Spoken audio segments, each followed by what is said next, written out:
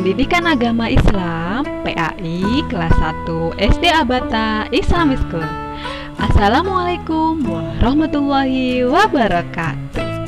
Apa kabar teman-teman hari ini? Alhamdulillah ya, bertemu lagi dengan Ustazah Yanti di pembelajaran PAI. Bagaimana perasaanmu hari ini? Semoga bahagia dan semangat belajar bersama-sama lagi. Oke, kita akan doa terlebih dahulu sebelum belajar. Doa sebelum belajar. Bismillahirrahmanirrahim. Rabbi zidni ilman warzuqni fahman. Amin. Oke, alhamdulillah kita sudah ke tema 7. Ini adalah pekan kedua kita membahas tema 7. Tema 7 yaitu benda, hewan, dan tanaman di sekitarku. Coba perhatikan kisah surat Al-Baqarah ayat 164. Kita baca artinya ya. Sesungguhnya dalam penciptaan langit dan bumi, silih bergantinya malam dan siang. Bahtera yang berlayar di laut membawa apa yang berguna bagi manusia. Dan apa yang Allah turunkan dari langit berupa air, lalu dengan air itu dia hidupkan bumi sesudah mati, kering. Dan dia sebarkan di bumi itu segala jenis hewan dan pengisaran angin dan awan yang dikendalikan antara langit dan bumi. Sungguh terdapat tanda-tanda kekuasaan dan kebesaran Allah bagi kaum yang memikirkannya. Nah teman-teman, dari ayat ini kita bisa tahu semua yang Allah ciptakan berupa manusia, hewan, tanaman di sekitar kita adalah penciptaan Allah atau diciptakan oleh Allah. Ya, benda, hewan, dan taman di sekitar kita adalah salah satu ataupun bagian dari makhluk Allah, ada di dalam Al-Quran. Jadi kita harus menjaganya dan merawatnya, serta memikirkan bahwa semua ini adalah kekuasaan Allah. Allah Maha Agung, Allah Maha Besar. Tidak ada lagi yang bisa menandinginya. Allah bisa menciptakan benda, hewan, bahkan manusia. Adapun subtemanya pada pekan ini, subtema kedua yaitu hewan di sekitarku. Coba di sekitar teman-teman ada hewan apa? Ada yang sudah berani ataupun ada yang memelihara hewan di rumahnya kah? Ada ya, ada kucing, kelinci biasanya, ataupun burung dan lain sebagainya, hewan peliharaan ya. Jadi hewan merupakan benda hidup teman-teman. Benda hidup disebut juga makhluk hidup. Ada banyak jenis hewan di sekitar kita. Ada hewan peliharaan dan hewan liar. Biasanya yang kita pelihara atau yang ada di rumah adalah hewan peliharaan ya. Kalau hewan liar biasanya tidak aman. Tempat tinggalnya berbeda-beda teman-teman. Ukuran badannya pun berbeda-beda. Cara bergeraknya pun berbeda. Ada yang merangkak, merayap, dan lain sebagainya.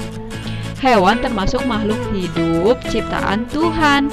Hewan peliharaan harus dirawat dan disayangi. Biasanya hewan peliharaan hidup berdampingan dengan manusia seperti kucing, lalu seperti ayam dan lain sebagainya, karena bisa dipelihara maupun bisa dijinakkan, tidak bahaya bagi manusia, makanya dipelihara oleh manusia. Nah teman-teman, lagu temanya ini ya pekan ini, yaitu judulnya Burung Kakak Tua. Kita nyanyi sama-sama ya. Tentunya teman-teman sudah tahu kan adanya. Burung kakak tua hinggap di jendela,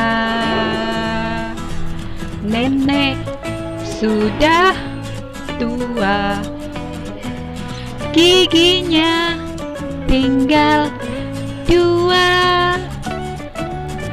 Trek jing, trek jing, trek jing tralalala. Trek jing, trek jing, trek jing tralalala. Trek jing, trek jing tralalala, burung kakak tua. Nah, begitu ya lagunya. Tentunya teman-teman sudah tahu lagu tersebut. Coba ada yang pernah melihat langsung burung kakak tua seperti apa? Ada ya. Teman-teman bisa melihat hewan-hewan atau berbagai jenis burung di kebun binatang. Oke, alhamdulillah kita sudah ke materi selanjutnya. Kemarin kita sudah membahas makna sholat. Hari ini kita akan membahas sholat 5 waktu. 5 waktu teman-teman, ada apa saja ya? Yuk kita simak bersama. Nah, sholat menjadi salah satu tiang agama. Sholat 5 waktu hukumnya wajib, sehingga setiap muslim diwajibkan untuk melaksanakan sholat. Nah, di kisah surat Al-Baqarah ayat 43 yang artinya, dan dirikanlah sholat, tunaikanlah zakat, dan rukuklah bersama orang-orang yang ruku. Jadi ada anjuran dari Allah Subhanahu wa Ta'ala untuk mendirikan sholat. Kemudian tadi kita membahas sholat 5 waktu, apa sajakah itu? Nah, ini teman-teman. Yang pertama, sholat subuh dikerjakan di pagi hari. Biasa jam berapa teman-teman? Betul, jam 5 subuh ataupun pukul setengah 5. Rokaatnya ada yang tahu berapa? Ya, 2 rokaat. Jadi teman-teman harus bangun lebih pagi untuk melaksanakan sholat subuh. Biasanya masih terasa ngantuk ataupun malas-malasan, tapi tidak masalah. Ketika kita memaksakan diri untuk melaksanakan sholat subuh, insya Allah akan mendapatkan pahala maupun kamu akan merasakan kesegaran dalam tubuhmu. Yang kedua, sholat zuhur.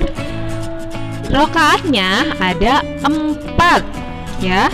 Lalu waktu pelaksanaannya siang hari sekitar jam 12 siang. Teman-teman laki-laki bisa melakukannya berjamaah di masjid dan lain sebagainya.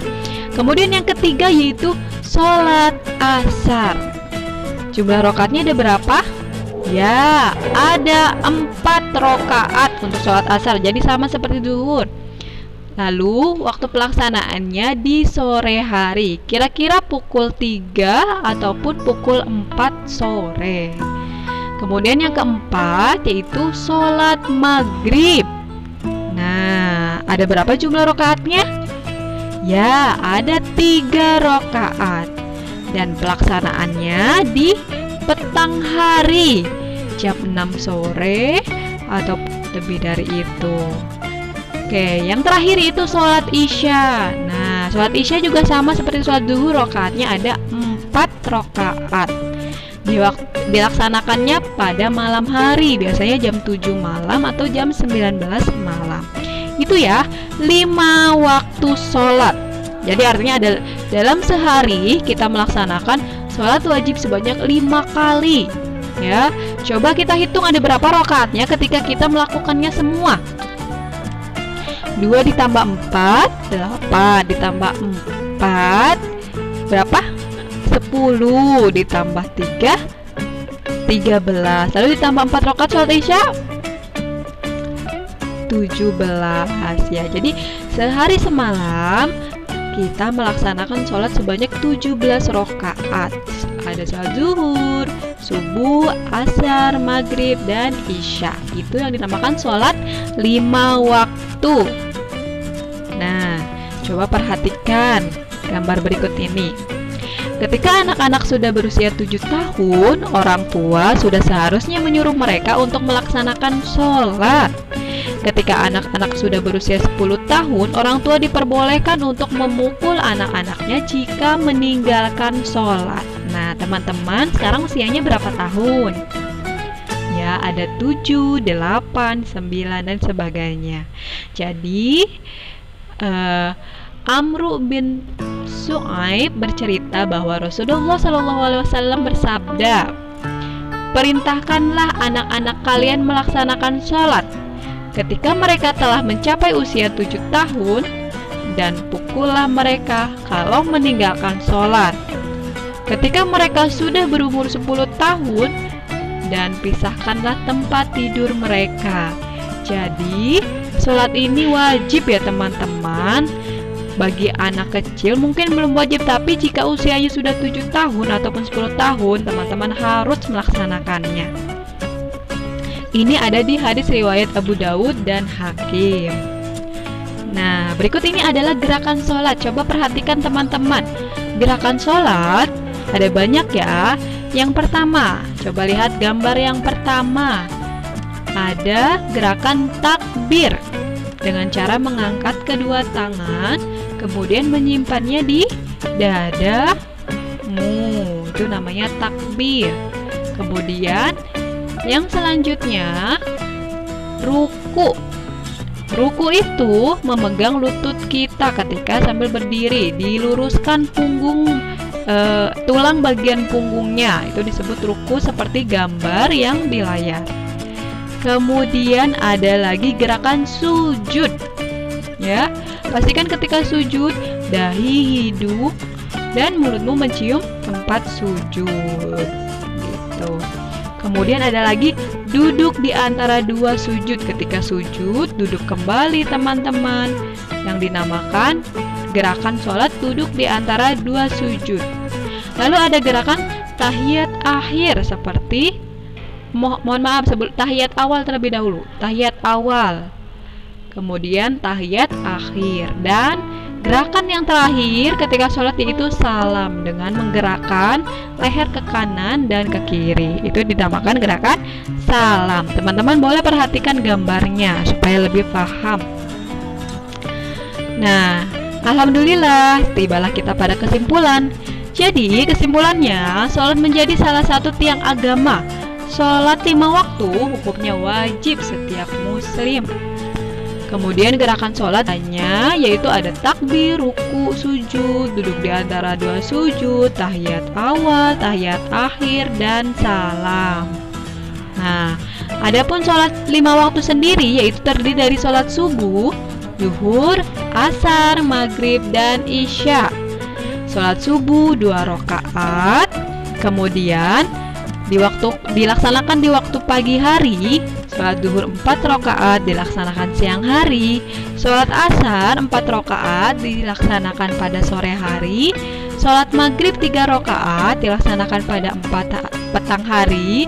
Dan yang terakhir, sholat isya 4 rakaat dilaksanakan pada malam hari. Nah, adapun hikmah pembelajaran kita pada pekan ini yaitu dengan sholat manusia akan selalu ingat kepada Allah Subhanahu wa Ta'ala, dan semua perbuatannya akan selalu menuruti batas-batas hukum yang telah ditentukannya, sehingga akan terhindar dari perbuatan keji dan mungkar atau perbuatan yang buruk. Nah, di sini coba perhatikan. Jadikanlah sabar dan sholat sebagai penolongmu. Dan sesungguhnya yang demikian itu sungguh berat kecuali bagi orang-orang yang khusyuk. Nah, itu ya pelajaran kita pada pekan ini. Adapun proyeknya pada pekan ini, coba perhatikan gambar yang di layar. Oke, di samping ada gambar gerakan sholat, ada nomor dan ada bagian titik-titik yang harus teman-teman isi. Perintahnya, isilah titik-titik di samping dengan cara menuliskan nama gerakan sholatnya yang tepat berdasarkan gambar di samping. Ada berapa gambar teman-teman? Coba hitung. 1, 2, 3, 4, 5, 6. Di sini ada 6 gambar. Berarti ada 6 gerakan sholat yang harus kamu isi. Namanya apa di titik-titik tersebut? Kemudian, adapun cara mengerjakannya, teman-teman cukup menuliskan nomor dan jawabannya saja di buku tulismu. Misalnya nomor 1, tuliskan nomor 1 di buku tulismu, kemudian nama gerakannya apa? Coba. Di sana ada gambar seorang anak laki-laki berdiri tegak, tangannya di samping kanan dan kirinya. Gerakan apakah itu namanya? Nah, teman-teman isi di buku tulismu. sampai nomor 6. Di sini gerakannya kayak teman-teman bukan urutan sholat, tapi teman-teman mengisi atau menuliskan gerakan sholatnya. Gambarnya, jika teman-teman kesulitan tidak perlu digambar. Namun jika teman-teman inisiatif, sedang senang menggambar ataupun ingin menggambar dengan gambarnya sekaligus, boleh, itu lebih bagus. Tapi jika tidak berkenan, cukup menuliskan nomor dan jawabannya saja di setiap di bukumu. Itu ya, semoga bisa dipahami. Alhamdulillah, materi pada pekan ini sudah tuntas Ustazah sampaikan. Pastikan diperhatikan dan ditonton dengan seksama supaya teman-teman mendapatkan keberkahan ilmunya dari video berikut. Ya, pastikan bersyukur ilmu apapun yang kamu dapatkan. Ya, semoga teman-teman paham. Jika teman-teman kesulitan untuk memahami materi ini, boleh kita berdiskusi di kegiatan video call ya. Itu saja dari Ustazah. Mohon maaf yang sebesar-besarnya. Wassalamualaikum warahmatullahi wabarakatuh. Sampai berjumpa di kegiatan Google Meet atau video call.